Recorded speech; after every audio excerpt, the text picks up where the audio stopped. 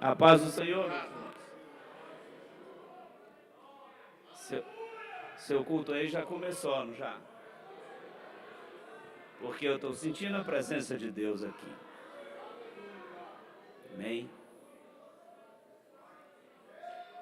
Louvado seja o nome de Jesus.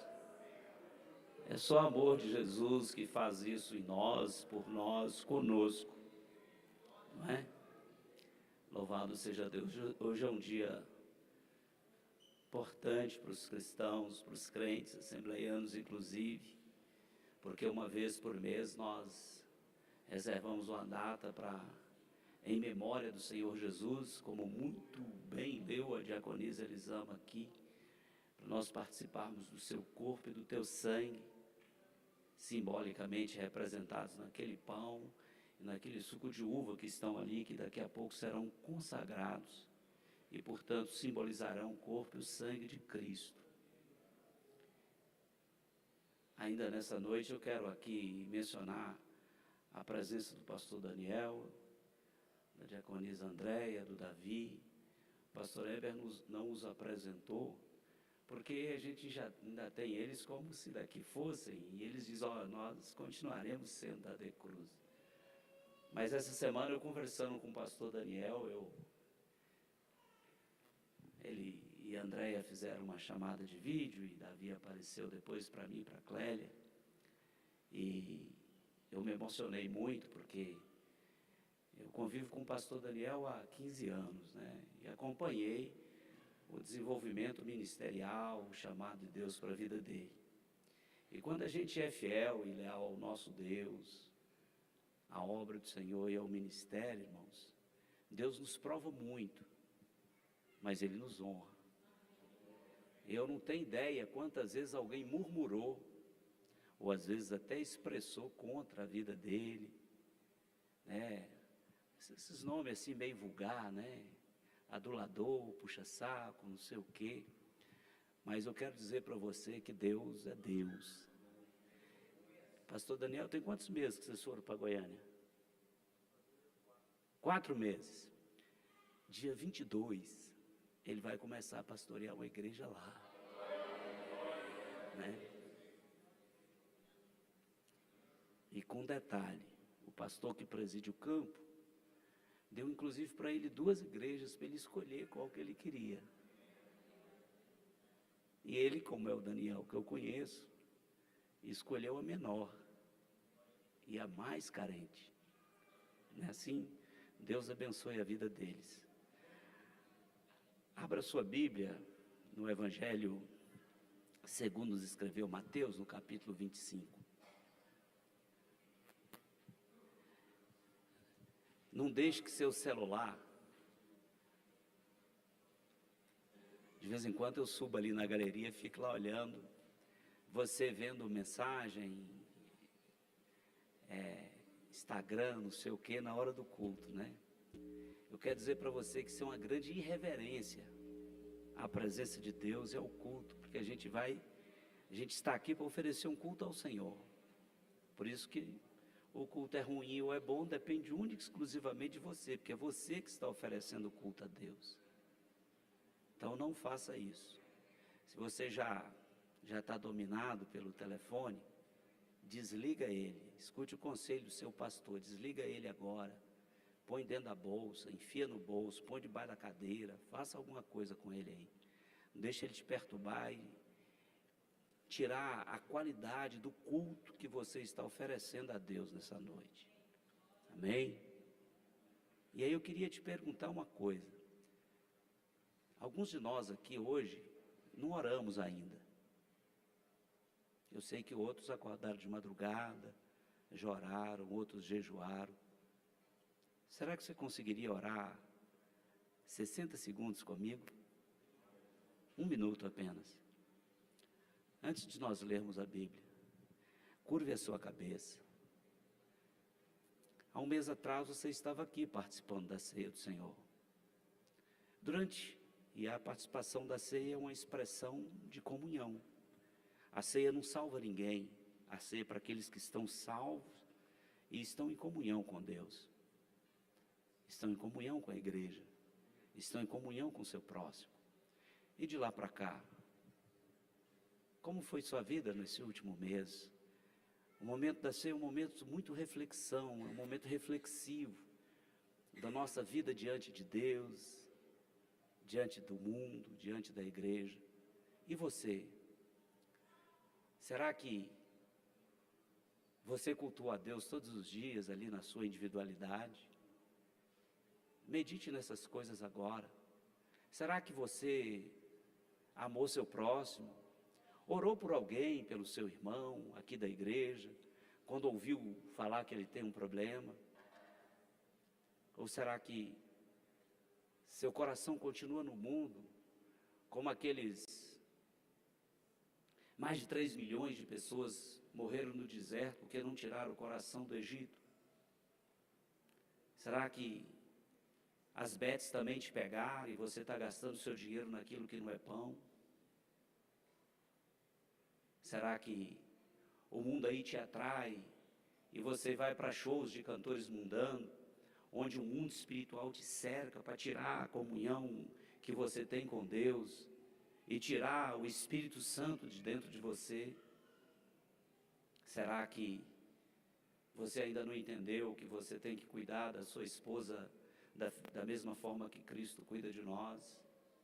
Será que você não tem que submeter ao seu esposo, enquanto aquele que é o provedor da sua casa e que governa a sua família? Será que você não honra mais seu pai, sua mãe? Será que você ainda não entendeu que você não é hierarquicamente superior à sua esposa? Deus apenas te deu a missão de governo da sua casa. Conversa com Deus agora. O que você ainda precisa dele? O que você ainda precisa ser liberto para verdadeiramente desfrutar da comunhão, da intimidade com Deus? Porque se houver alguma imperfeição em você, a Bíblia, o próprio Deus revelou a mim e a você que o sangue de Jesus nos purifica de todo pecado. E se você crê nessa noite, Ele vai limpar a tua vida, a tua alma de tal forma que o mundo espiritual vai olhar para você, vai olhar para a sua alma, portanto, para as vestes da sua alma, e como diz o hino 39 da harpa cristã, você vai estar mais alvo que a neve, porque o sangue de Cristo não deixa em nós nenhuma mancha de pecado, nada que desagrada a Deus. O sangue de Jesus nos purifica de todas as coisas. Pense que Ele pode te libertar da vida medíocre que muitas vezes nós levamos aqui na terra, sem esperança, sem perspectiva, e que a presença dEle em nossas vidas enche os nossos corações de esperança, apesar das adversidades cotidianas que todos nós enfrentamos. Comece agora a se despir de todas as suas vaidades, de todo o seu eu. Entregue somente a Cristo, entregue a Cristo seu corpo para que Ele possa te curar, sua alma para que Ele possa te purificar, o seu espírito para que Ele possa te encher da presença dEle. E dessa forma o seu culto vai ser um culto racional. E dessa forma você vai sair daqui do culto nessa noite diferente. Uma nova pessoa, uma nova criatura. Dessa forma você vai permitir que o poder regenerador e transformador da palavra de Deus, da Bíblia Sagrada, da palavra inspirada por Deus, produza no seu ser, no seu corpo e na sua alma e no seu espírito, tudo aquilo que é necessário para que você entre com ousadia na presença de Deus. Fala com Deus aí. Diz para Ele o que está na sua alma. Diz para Ele, você diga em voz alta se você quiser, o que ainda te aprisiona nesse mundo tenebroso, o que ainda te impede de desfrutar da presença dEle, ou ter teus olhos abertos para você contemplar as maravilhas da sua palavra, da sua revelação. Faça isso. Faça isso. Faça isso. Eu comecei a marcar no relógio ali.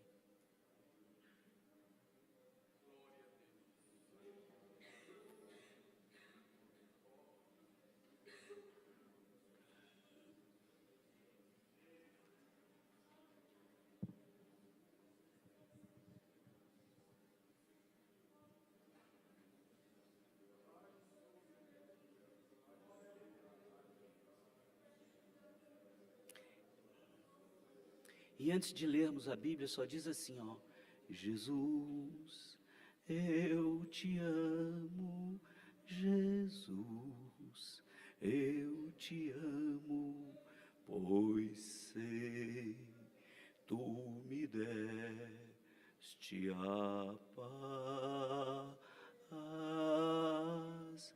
Jesus, eu te amo, Jesus, eu te amo, pois sei, tu me deste a paz.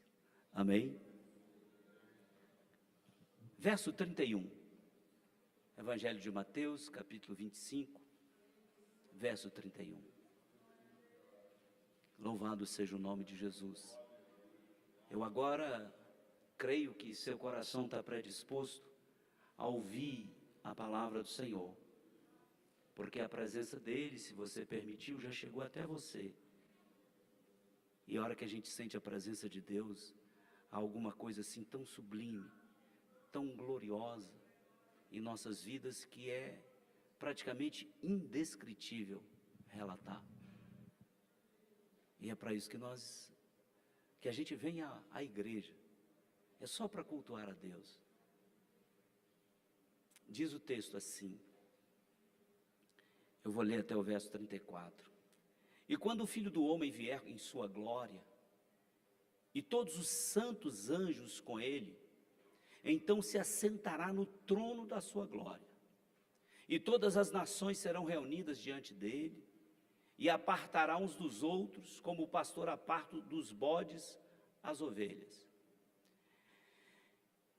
E porá as ovelhas à sua direita, mas os bodes à esquerda. Então dirá o rei aos que estiverem à sua direita: vinde, benditos de meu Pai. Você pode repetir comigo essa expressão, essa frase? Vinde, benditos de meu Pai. Possuí por herança o reino que vos está preparado desde a fundação do mundo. Você pode assentar.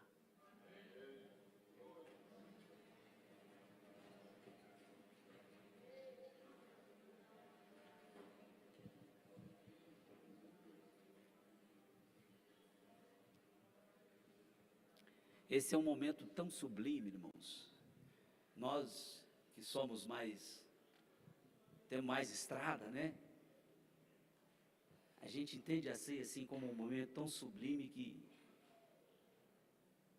a gente, durante a semana, a gente vai meditando assim na nossa relação com Deus, para estar aqui,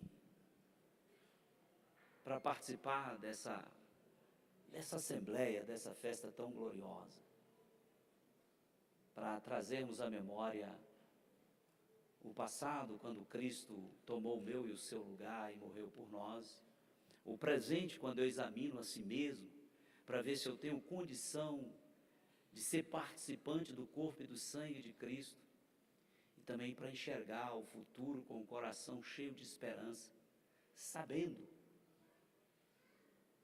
que há um lugar para mim preparado, e que eu sou bendito do Pai, que o Pai me bendiz, e eu também bendigo ao Pai, que é o nosso Pai, que é o nosso Deus.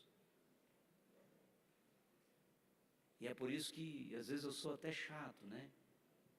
Eu vi alguns membros aqui do Ministério de Louvor, na ceia passada, né? Aí eu estava acompanhando pelo canal do YouTube, eu não estava na igreja, e assim eles estavam cantando, participaram da ceia, continuaram cantando. Nunca mais façam isso. Hoje, vocês vão sentar aqui, eu vou servir a ceia para vocês. Pastor, e a música? Para quê? Esse é o momento de você, seu com Deus. Para de cantar. Aí, para de tocar, não tem, se interromper a música, não tem problema. Mas você precisa entender o momento solene, que é participar do corpo e do sangue de Cristo. Por isso que a gente não pode participar de qualquer jeito. Não é isso, pastor Paminondas? Porque Deus revelou para nós, por meio do apóstolo Paulo, que quem come e bebe indignamente se torna culpado do sangue do corpo de Cristo. E aí ele diz, por isso examine-se, pois, o homem, aí Jesus está fazendo menção do gênero, tanto masculino quanto feminino, examine-se, pois, o homem a si mesmo, e assim coma desse pão e beba desse cálice. Isso é um aperfeiçoamento, é claro que o ministério de louvor nosso é uma bênção. Um povo cheio de Deus. E quando eles cantam, né, eles contribuem para que a presença de Deus se manifeste no meio da igreja. Mas aí é meu dever de ofício. Não deixar ele estar aqui com o microfone, pegar o pão, comer aqui, volta. Não faço não. Esse pão que a gente põe na boca tem um símbolo poderoso. Porque ele está simbolizando ali o corpo de Cristo que foi rasgado, chicoteado, furado, traspassado por cada um de nós. Aleluia. E meus irmãos, nós estamos vivendo os últimos momentos da igreja na terra. Depois dessa dispensação, que é a graça, né, a dispensação do favor imerecido, haverão só mais duas. A tribulação, a grande tribulação, que durará 7 anos, segundo a Bíblia nos ensina, e depois o milênio, o reino milenial de Cristo, que será aqui na terra. Então a Bíblia só nos revelou essas duas dispensações que ainda faltam. Depois disso é novo céu e nova terra, e ninguém consegue descrever o que será isso. A única coisa que a Bíblia nos ensina é que tudo que nós conhecemos vai se dissolver. O céu vai ser enrolado, não é assim? E vai ser um negócio novo. Vai ter estrela, não sei, porque a Bíblia diz que é a glória de Cristo que vai iluminar Jerusalém. E por conta disso, o texto que eu li, ele já é um momento de início de uma vida nova. A igreja de Jesus não vai estar aqui mais na terra. E quando a palavra do Senhor se cumprir, que nós formos arrebatados, iniciará a próxima dispensação. Nós somos assembleanos e somos dispensacionalistas clássicos. E aí entrará o período da grande tribulação, que a trindade satânica vai governar a terra, o anticristo, o falso profeta.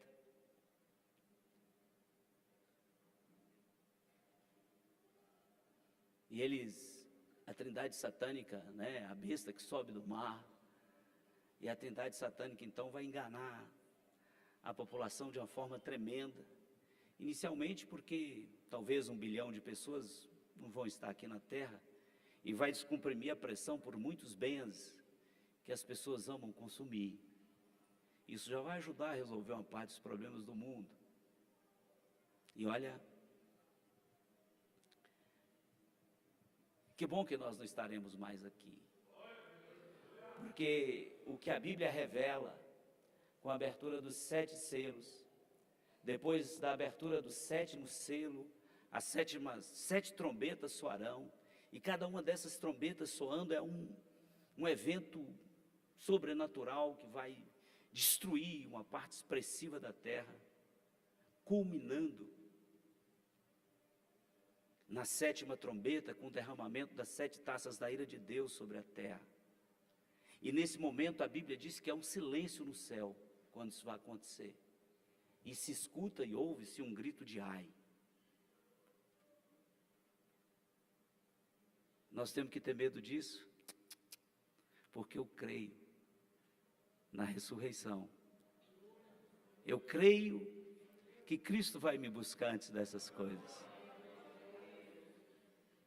E é por isso que estou aqui, porque eu tenho uma perspectiva de futuro que nenhum sistema econômico, nenhum poder político, nenhum conhecimento humano, diploma, status pode me dar, que é a esperança de receber da parte de Cristo um corpo glorioso e estar com Ele para todo sempre. Eu sei que é difícil compreender a eternidade, porque a gente nunca viveu isso. nós somos mortais. Esse corpo é mortal, nossa alma e nosso espírito não é. E é por isso que uma vez por mês nós reunimos para celebrar a ceia do Senhor e a partir daí refletir sobre a nossa vida, como nós estamos. E como é interessante esse texto. O capítulo 24 do Evangelho de Mateus, os discípulos de Jesus, ele está saindo do templo com eles, ele ainda não tinha sido crucificado, não tinha ido celebrar a última ceia, e os discípulos mostram, porque esse templo era um templo até maior do que o templo original, que Herodes constrói, e eles mostram com orgulho, e Jesus diz para eles, não vai ficar aqui pedra sobre pedra desse templo. Os discípulos ficam intrigados, e eles vão para o Monte das Oliveiras, e os discípulos então resolvem perguntá-lo, né? Mestre, dize-nos quando serão essas coisas? Que sinal haverá da tua vinda? E quando será o fim do mundo? Jesus então passa a explicar para eles, capítulo 24 inteiro, essa explicação, que é claro, resulta em algumas coisas que eu disse, que Deus só revelou depois a João, apesar dele ter revelado ao profeta Daniel, lá no capítulo 7, as dispensações, isto é, lá a expressão são os reinos da terra. E ainda falta o último reino, o último grande império na terra, revelado por Deus ao profeta Daniel e escrito no seu livro. E meus amados irmãos, Jesus então vai explicando para eles, já quase no final da explicação, Jesus fala sobre a necessidade de vigilância, que culmina na frase que é o nosso tema desse ano de 2024. Depois, Jesus conta a parábola dos 2 servos, das 10 virgens, dos 10 talentos. E Jesus então vai colocar fim naquele sermão profético que ele está ministrando. E ele fala sobre a vida eterna e sobre o castigo eterno. E eu li aqui os 3 primeiros versículos iniciais. Na verdade, os 4 primeiros versículos iniciais, Jesus revelando para nós como serão essas coisas. E quando ele fala que as nações serão reunidas diante dele, e aí a igreja vai estar acompanhando ele, e quando nós vamos lá no original grego sobre isso, isso não significa países necessariamente, isso não significa uma raça. O termo original de etnos do grego não significa nação geograficamente delimitada ou culturalmente delimitada, mas esse termo original está designando pessoas com os mesmos hábitos, está designando multidão com os laços comuns, laços de fé, laços de amor. E por isso que Jesus então, depois de dizer isso, e fala assim, olha, eu preciso apartar os bodes das ovelhas. E nós sabemos que quem tem a experiência de pastor, e não entre na confusão da política aí, achando que esse negócio de direita e esquerda é Jesus falando, isso não tem nada a ver com política, com ideologia. Até porque, se quem é de esquerda crê em Jesus, ele vai salvar. Alguém de direita crê em Jesus, ele vai salvar. Se alguém de esquerda não crê em Jesus, vai se perder. Se alguém de direita não crê em Jesus, vai se perder. Eu já disse isso aqui algumas vezes e é sempre bom repetir. Para Deus só tem 2 classes de pessoas, o justo e o ímpio. O justo ele está abençoando para que eles continuem justos. E os ímpios ele quer usar a mim e a você para que eles se convertam dos seus caminhos e sirvam a Deus. É isso. E é por isso que ele deu a missão à igreja de pregar o evangelho a toda criatura. E fazer discípulos em todas as nações, batizando-as em nome do Pai, do Filho e do Espírito Santo. Mas há uma coisa interessante nesse texto, que poucas vezes ocorre na Bíblia, ou que não ocorre na Bíblia com tanta frequência. Só em momentos que Deus está dando princípios, está dando fundamento, revelando para nós fundamentos e princípios para nós entendermos quem Ele é e quem nós devemos ser. E é por isso que Jesus fala, depois de separar as ovelhas dos bodes, os bodes não podem continuar perturbando as ovelhas para sempre, porque no céu nós seremos como os anjos. Lá a gente não vai casar, nem se dar em casamento, e quem é pastor sabe que de vez em quando você tem que separar as ovelhas dos bodes, para os bodes não perturbar aquilo que as ovelhas estão fazendo. Porque senão, eles vão até agredir as ovelhas. Aí você precisa, quem é pastor sabe, de separar os machos das fêmeas, para que as fêmeas possam gerar, dar cria e criar os seus, sem que os bodes, venham agredi-las. Aqui tem um significado de separar os salvos dos não salvos, de separar aqueles que estão na igreja e que verdadeiramente servem a Deus, e aqueles que vêm aqui porque é legal, porque o pai vem, porque a mãe vem, que vem aqui porque ser evangélico agora é bacana. E Jesus vai nos separar, e é por isso que o tema dessa parte do Evangelho de Mateus é sobre a vida eterna, que é o que eu li, mas depois ele vai dizer também sobre o castigo eterno, que não é, porque nós só queremos que você tenha a vida eterna e esteja toda a eternidade com Deus, livre de todas as coisas. Mas Jesus fala uma coisa interessante, porque o texto central do verso 34, ele fala assim: vinde benditos do meu Pai. Você já pensou o que isso significa? O próprio Deus chamar a mim e a você de bendito. Você já pensou a importância disso? O que isso tem de efeito no mundo espiritual? Pastor, mas como assim? Sim, nós também bendizemos a Deus. Mas Deus está dizendo assim, ó, vinde, vocês que são benditos. De quem? Você já falou bem de seu filho? Eu me lembro que eu saí de casa aos 14 anos, fui para um colégio agrícola, a 750 quilômetros da minha casa, não tinha outra escola perto, e era quase criança. Mas os tempos eram outros, a gente enfrentava as circunstâncias da vida de uma forma diferente. Eu entendo os adolescentes hoje. E a escola, o colégio, era um colégio interno. A gente fazia bimestralmente as provas, era por semestre, e se você ficasse em alguma matéria no semestre, você ficava um ano sem estudar, porque não tinha dependência das matérias. Então, se você fosse reprovado em uma disciplina, você só voltava no semestre seguinte. Então, você não era... Mas a escola tinha por hábito mandar as nossas notas para as casas da gente. Eu estava muito longe de casa. E eu me lembro que quando voltei nas primeiras férias, 6 meses depois, ainda com os 14 anos, eu não tinha completado 15 ainda, e foi aquela alegria da minha mãe, dos meus irmãos. E aí contaram para mim que quando as minhas notas chegavam em casa, meu pai pegava as minhas notas, ele nunca me disse isso, e mostrava para os amigos dele. Aquilo me deu incentivo, claro, para eu estudar mais. Porque eu sabia que meu pai gostava de falar bem de mim.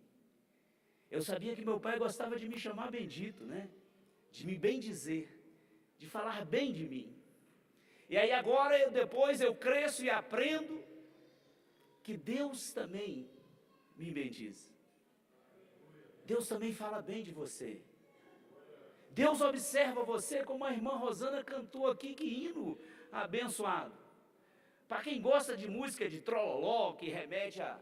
Não vai ouvir os hinos da irmã Rosana, não. Agora quem quer meditar, quem quer buscar intimidade com Deus, aí bota os hinos dela para tocar e vai ali ler a Bíblia, fazer oração, que Deus vai falar com você, ouvindo os hinos dela. Olha, meus irmãos. E Deus... Então diz assim, olha, Jesus revela um negócio para nós assim, muito extraordinário. Porque ele diz assim, ó, vai chegar um dia que ele vai separar, né, os que fazem de conta e os que servem a Deus, e vai dizer assim, vinde, benditos do meu Pai. E eu fui procurar na Bíblia, quando é que Deus chama alguém de bendito, né? Tem algumas expressões muito parecidas, mas as que mais simbólicas, primeiro, é com Maria, né? Que é quem gerou Jesus.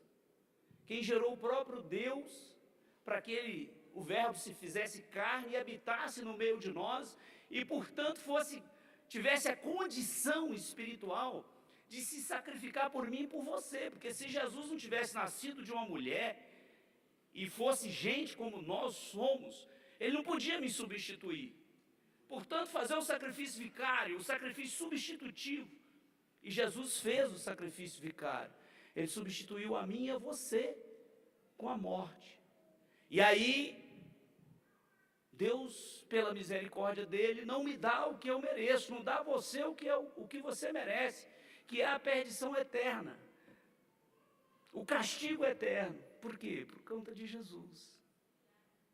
E Jesus então, Deus então fala para Maria assim, ó, você é bendita entre as mulheres, olha, você é bem falada entre as mulheres, você é bem falado aí entre seus colegas, no meio da juventude da igreja, você é bem falado.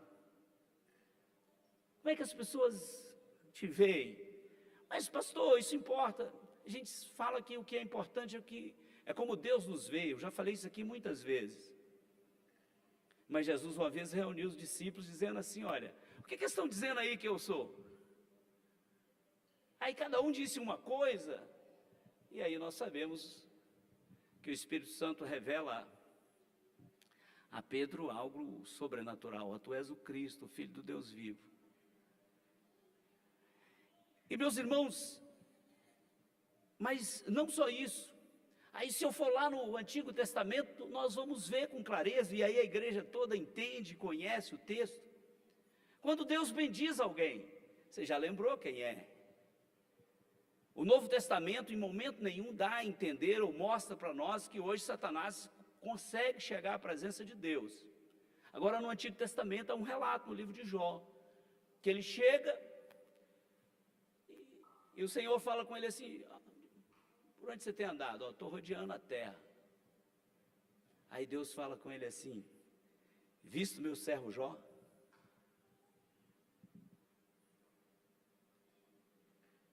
Aí Deus fala com ele assim, ó, porque não há ninguém na terra semelhante a ele.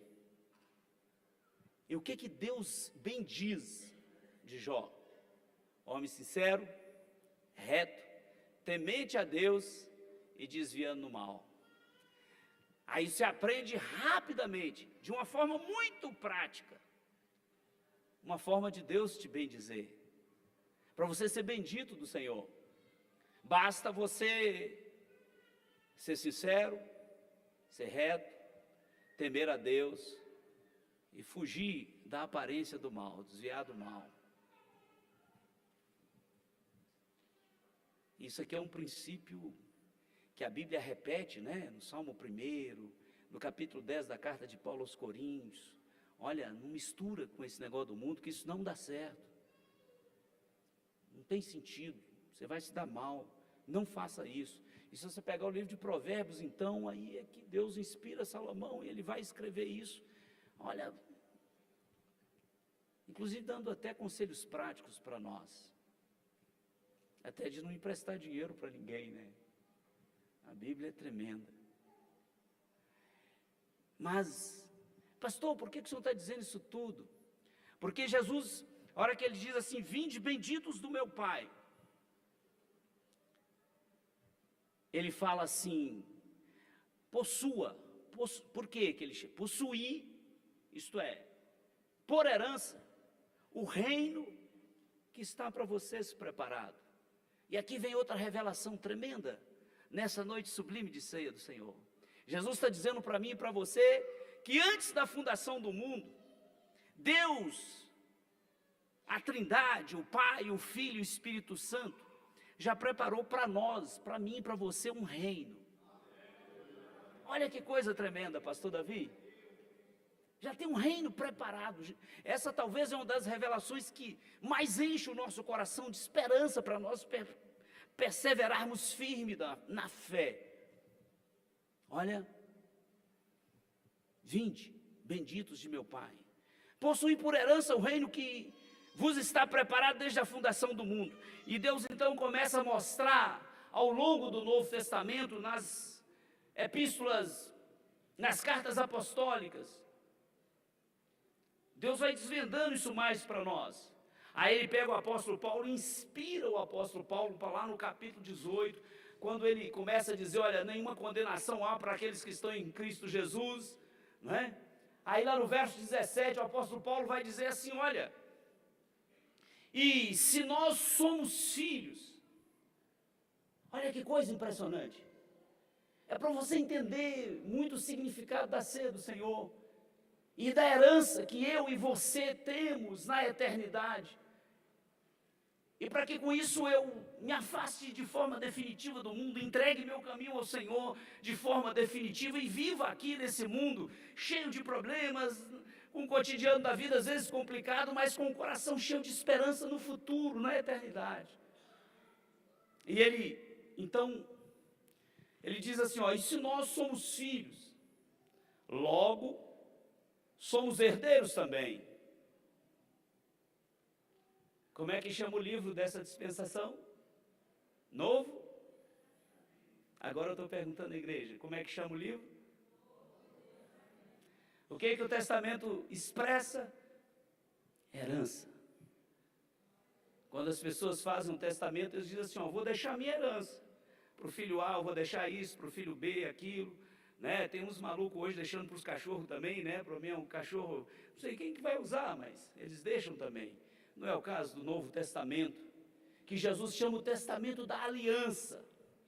E Paulo continua dizendo assim, olha, eu vou repetir, se nós somos filhos, somos logo herdeiros também. Herdeiros de Deus e co-herdeiros de Cristo. Se é certo que com Ele padecemos, para que também com Ele sejamos glorificados. Que herança tremenda. Que herança tremenda. Que herança tremenda. Mas antes disso, meus irmãos, olhando a Bíblia, né? E de novo repetindo, a Bíblia não é um livro de regra, a Bíblia é um livro de princípios, de fundamentos. Quando Deus estabelece a aliança antiga com o ser humano, que não foi revogada, ela foi cumprida por Cristo e portanto, reorganizada para que eu e você pudéssemos ter a oportunidade de também sermos salvos e, portanto, desfrutar da eternidade que era exclusiva a um povo, a uma nação. Deus faz uma aliança e diz assim, olha, todos vocês, isso inclui nós, sempre porque vocês são a obra principal, a obra exclusiva disso que eu criei. Deus cria o universo, cria o céu, essas coisas bonitas, né? Tem umas praias que a gente vê as fotos assim, dá até vontade de ir lá, né? Só não tem dinheiro, mas dá vontade de ir, não é isso, Vanessa? Vanessa eu acho que tem, mas o Gabriel, mas não é o meu caso. Então, recebe, Vanessa. Então, meus irmãos,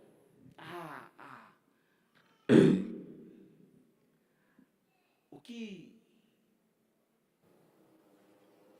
Deus então, Ele diz assim, olha, vocês são diferentes, eu criei vocês como a minha imagem e semelhança, então vocês vão reproduzir aos seus semelhantes a minha imagem e a minha semelhança. Nós sabemos que está deturpado, muito deturpado, porque nós desobedecemos a Deus. A nossa única esperança é Cristo. Antigamente cantava Débora e Leia, né? Cristo é a esperança. E Deus então pega aquele povo, e isso depois é reproduzido e traduzido, cumprido por Jesus, e leva eles num vale que tem 2 montes, ou os leva e apresenta para eles 2 montes, o Monte Ebal e o Monte Gerizim. E tem uma coisa interessante, eu ainda estou no Benditos, Depois eu vou falar mais um pouco da herança. E se você está com pressa hoje, você está querendo ver aquele seriado, é melhor você se apressar, porque Deus hoje vai te provar. Né? Hoje eu sei que teve futebol aí, negócio de decisão, do Botafogo, não sei o que, Flamengo e tal, mas eu fiquei olhando assim para o pessoal que torce para o Flamengo, eu vi todos aqui na igreja, né? Senão eu ia ter que orar por eles. Os do Vasco eu acho que já não tem jeito mais, vem mesmo, né? Porque os do Cruzeiro aí eu não sei, né? Mas deve ter a turma do Internacional, do Grêmio ali, né? E tal. Amanhã, na Câmara Federal, tem uma sessão solene, Presbítero Eliseu, dos 100 anos da Assembleia de Deus no Rio Grande do Sul, 11 horas. Se vocês quiserem ir, só me falar que eu dou os detalhes depois, onde vai ser, em qual salão lá. Eu recebi o convite hoje, mas não posso ir. Então, meus irmãos, Deus então leva, vocês são diferentes, vocês são minha imagem e semelhança. E coloca o Monte Ebal e o Monte Gerizim.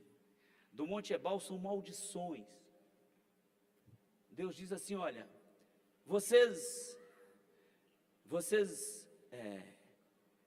eu quero dizer para vocês o seguinte, eu vou levar vocês para uma terra que eu estou prometendo, como Ele prometeu para nós um novo céu e a nova terra.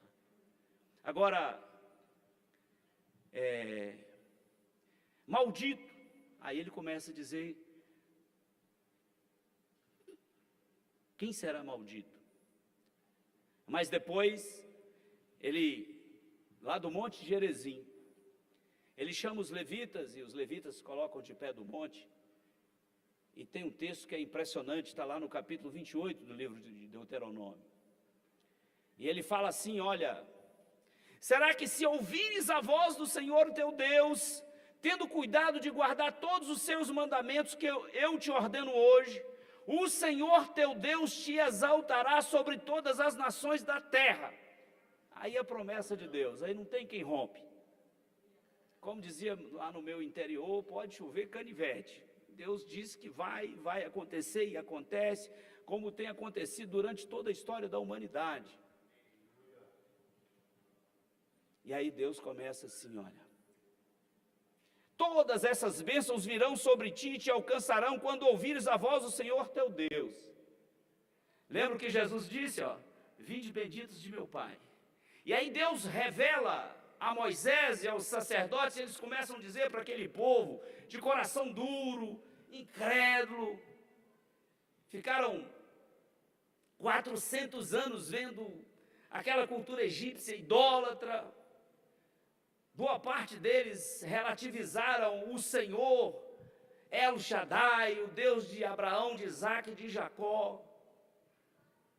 Até que Moisés vê a manifestação desse Deus lá naquele arbusto, naquela sarça.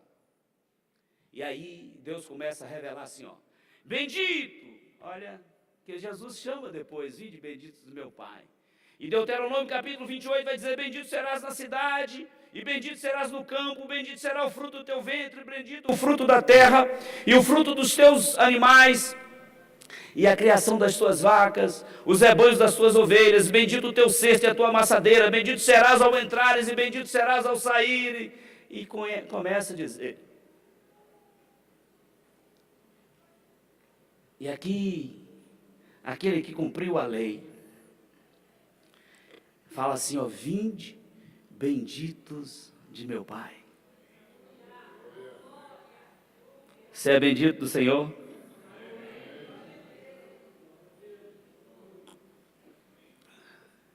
Fique livre hoje. Entregue diante do altar de Deus todas essas coisas que te afligem, que te aprisionam. E que ainda mantém um pé seu, né? A gente antigamente falava, hoje não pode mais, que era o crente Raimundo, né? Está com um pé na igreja e outro no mundo. A gente não pode dizer isso hoje mais, né? Porque aí tem uns Raimundos na igreja, eles dizem, não, pastor, eu não, eu estou crente. E fique livre disso hoje, não vai valer a pena. Porque você precisa ser bendito por Deus. Deus precisa bendizer teu nome. Quando alguém pronunciar seu nome aqui, Sandra, minha serva. Júlio César, meu servo. Davi, meu servo. André, meu servo.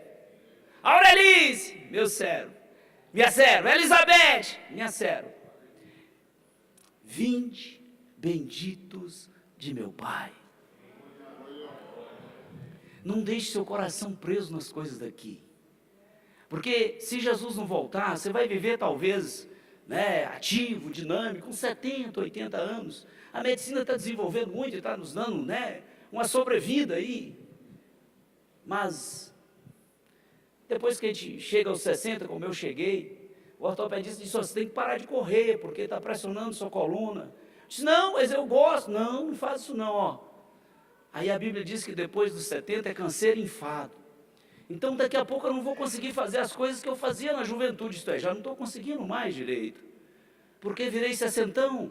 E isso é o ciclo biológico da vida.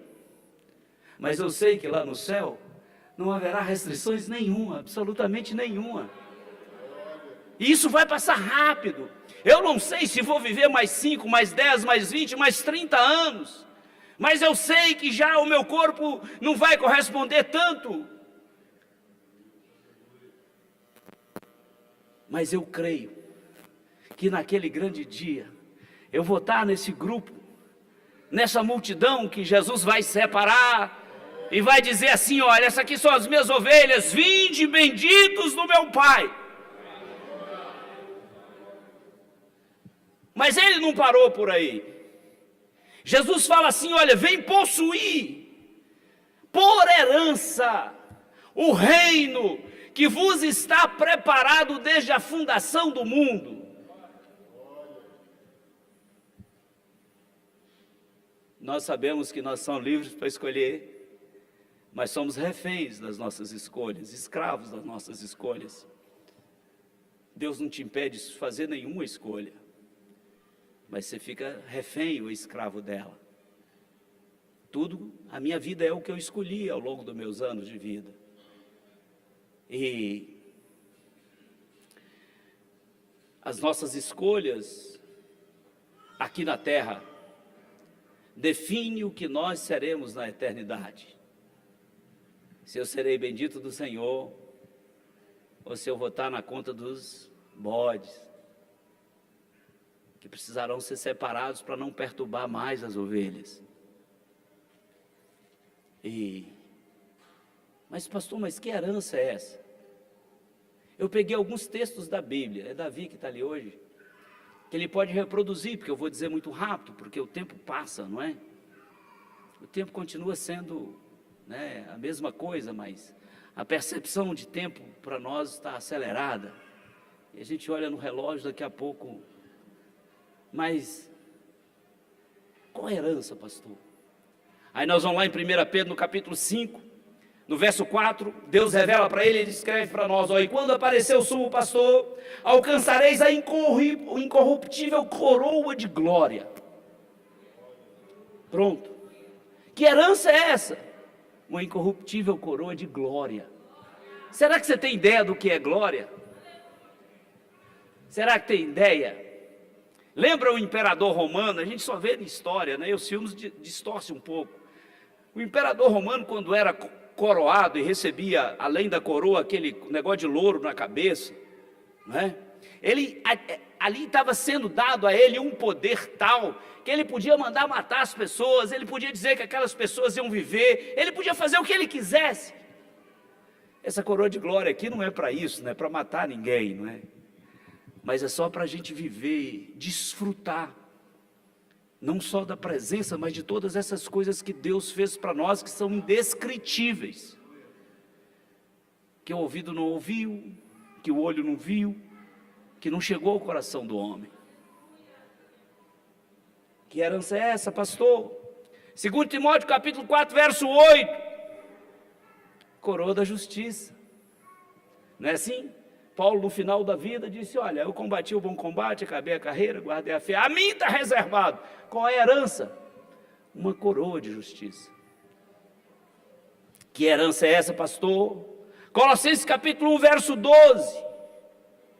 Dando graças ao Pai que nos fez idôneos para participar da herança dos santos na luz. Essa é a herança. Isso aí, ladrão não rouba, a inflação, né, a oscilação do mercado financeiro, da bolsa de valor, não tira, não corrói seu capital. Você vai continuar sendo rico para sempre, porque você tem uma herança incorruptível. Porque é uma coroa de glória, como já nos revelou o apóstolo Pedro. Apocalipse capítulo 20, verso 6. Que herança é essa, pastor? O texto diz que vocês serão sacerdotes de Deus e de Cristo e reinarão com Ele 1000 anos. Tem gente que não entendeu isso até hoje. O milênio aqui na terra, nós iremos governar com Cristo. Eu não sei o que Jesus vai botar para fazer no planeta, porque o profeta Isaías talvez é o que mais revela, ou que mais escreve sobre isso. Ele diz que o mundo vai ser alterado de tal forma para que Cristo possa estabelecer o reino dele aqui durante 1 milênio. Mas ele fala assim, ó, não vai ter escorpião venenoso. Leão não vai comer gente. Os tanques de guerra vão virar máquina agrícola. Porque não vai ter guerra, porque é um reino de paz. Não vai ter inimizade, porque Cristo será o Rei e Senhor. Mas o detalhe é que a igreja, nós, eu e você vamos governar com Ele. E muitos de nós estamos sendo induzidos a não crer nisso mais. Agora tem um detalhe. Você precisa ouvir, ó, vinde benditos do meu Pai. Que maravilha! Que herança é essa, pastor? Apocalipse capítulo 2, verso 7, ó, você vai comer da árvore da vida. Que herança é essa, pastor? Apocalipse capítulo 2, verso 26, para confirmar o que eu acabei de dizer, você vai ter poder sobre as nações. Que herança é essa, pastor? Vinde benditos do meu Pai, possuí a herança, isto é, se aproprie da herança. Apocalipse capítulo 21, verso 6. Quando Jesus se revela dizendo, eu sou o começo e o fim, o alfa e o ômega. Ele diz assim, olha, quem tiver sede, que herança é? De graça, água da vida. Lembra que ele disse para aquela mulher samaritana? Oh, se eu der, aquele que eu der água nunca mais vai ter sede. Aí, ele repete isso. Depois, findada a grande tribulação, a igreja já está no céu celebrando as bodas do Cordeiro. E vem governar com Jesus. E ele disse, olha, quem vencer ou quem tiver sede, eu vou dar de graça da fonte da água da vida. Eu poderia ficar aqui muito tempo, né, dizendo isso. Que herança é essa, pastor? Porque a Bíblia nos revela, é porque às vezes a gente não presta atenção nessa vida dinâmica, né? O tempinho que você tem, você pega o celular, bota a senha, ou põe a digital ali, abre, já tem um negócio, apitou no Instagram, tem o WhatsApp, tem uns outros que eu não sei o nome, né? Aí a turma jovem que está no trabalho tem o LinkedIn, porque não sei o que, alguém publicou alguma coisa, e você vai intertendo nisso, e esquece que você vai ter que ouvir, ó, vinde benditos do meu Pai. Por quê, pastor? Porque tem uma herança. Há uma herança para mim, para você e para todos aqueles que creem no poder do nome de Jesus, para todos aqueles que creem no poder da transformação produzida em nós pelo Evangelho de Cristo. Que herança é essa, pastor? E vou dizer por último, no momento que começa a chover, né? A água é um dos símbolos do Espírito Santo.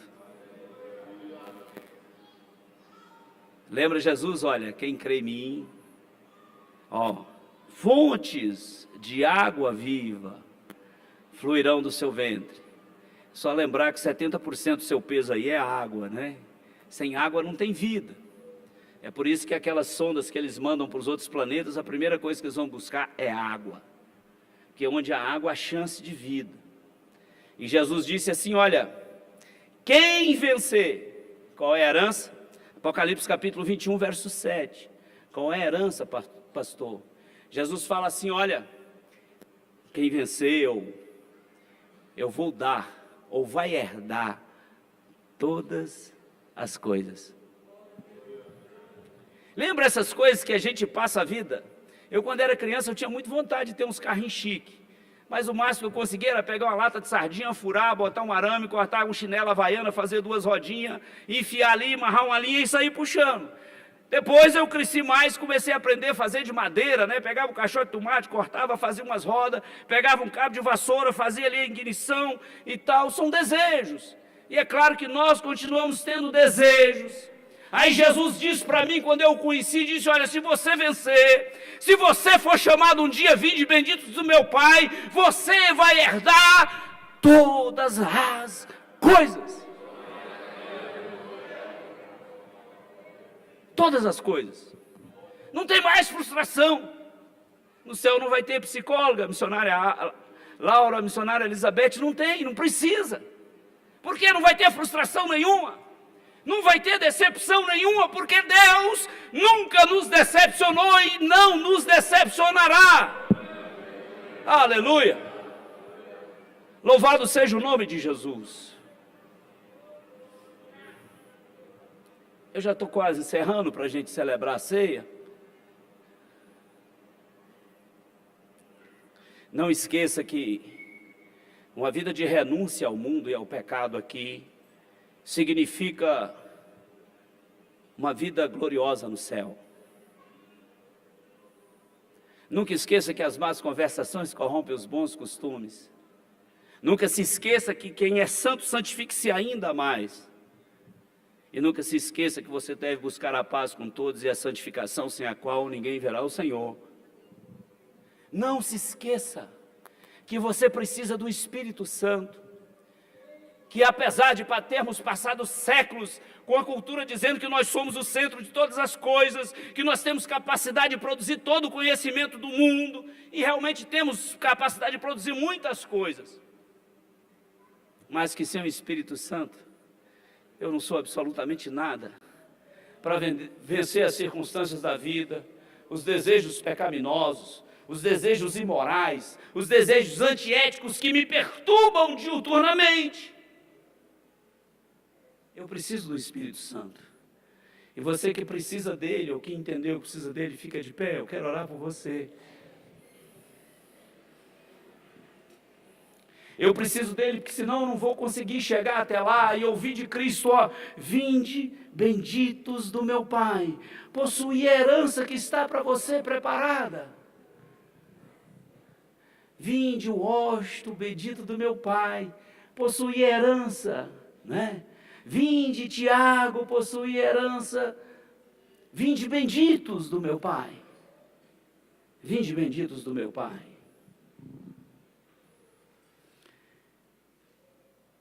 E é claro que, antes de orar por você,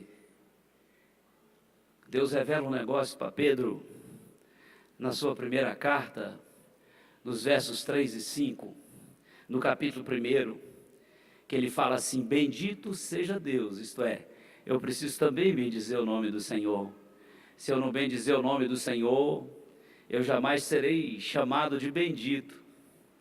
De alguém que Deus fala bem, alguém que Deus fala bem.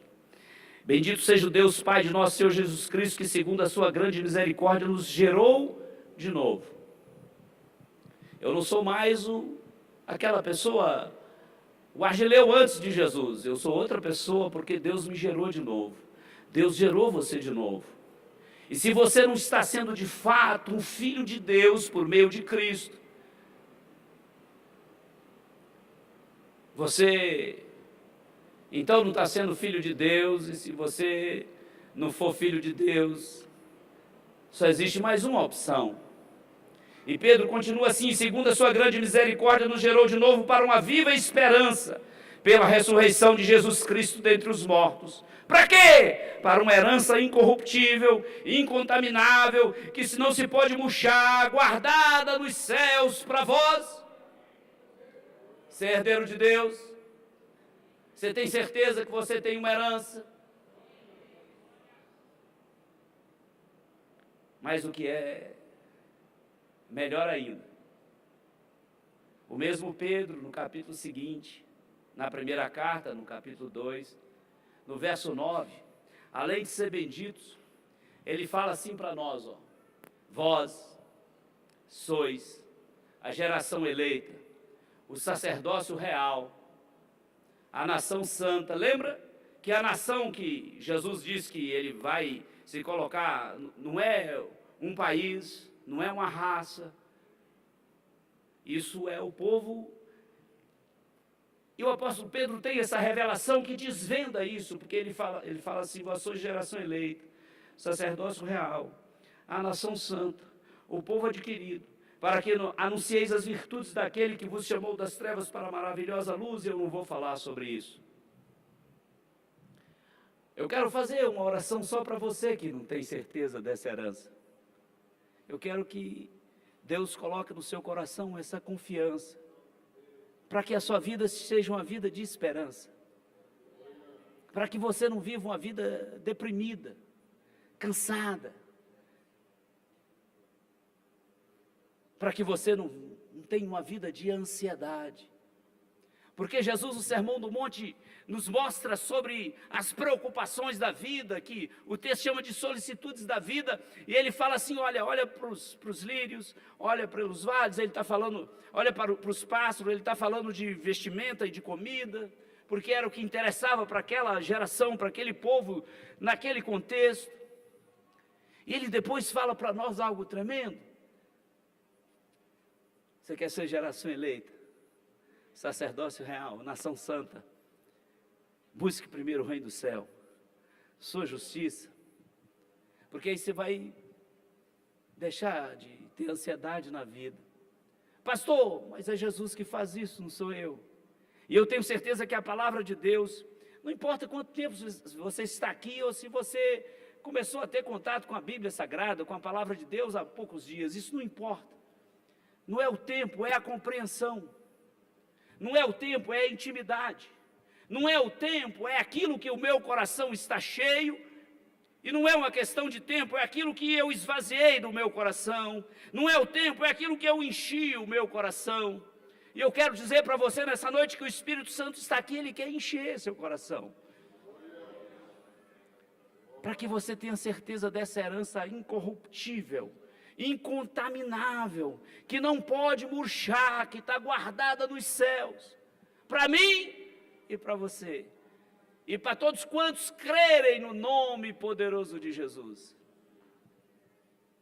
Tem alguém aqui que não tem muita certeza? Faça um sinal assim: eu quero orar por você, de uma forma objetiva, rápida, porque eu quero que você vá para casa hoje sabendo que Jesus te ama. Como foi cantado aqui, ele deixou o esplendor da sua glória para vir a esse mundo aqui. Ele foi ferido, estava só lá no Gólgota, todos os seus discípulos fugiram, ele ficou sozinho, né? E ele morreu, e mesmo aquele que os condenaram, ele disse assim: olha, eu quero orar por você, eu não tenho mais tempo, então eu vou fazer uma oração única. Curve a sua cabeça. Você que é bendito e que está sendo chamado por Jesus, ou você que ainda não tem essa certeza, não tem essa convicção, eu vou orar por vocês, para que você tenha essa convicção, ou para que você possa então se fortificar na fé. Não troque aquilo que você aprendeu e adquiriu sobre temor de Deus, intimidade com Deus, por nada dessa terra, por nenhum prazer dessa terra. Não vale a pena, não vale a pena. Ó Deus da glória,